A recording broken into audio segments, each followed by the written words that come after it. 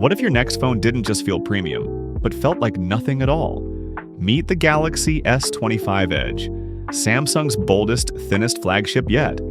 At just 5.8 millimeters thick, it's thinner than most watches, and yes, it's a real phone.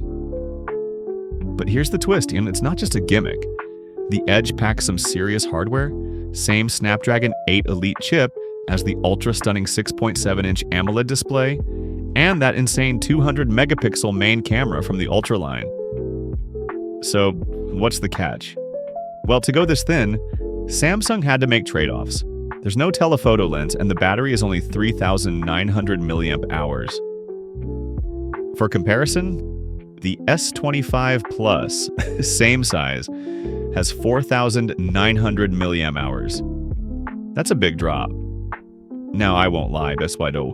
When I first heard about this phone, I thought, cool, but do we need thinner phones? Most people say no, they'd actually prefer more battery, but then I held it, and it changed my mind, just a little. It's light, 163 grams, and sleek. The flat sides, clean lines, and floating camera island make it look futuristic. And in hand, it feels almost unreal. Still, this phone isn't for everyone.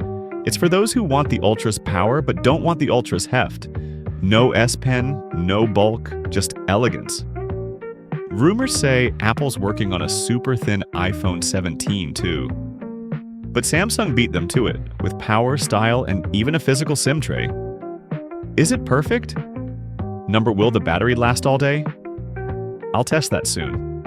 But if you're after something sleek, light, and still powerful, the S25 Edge might just be the phone for you. This is Dotunify.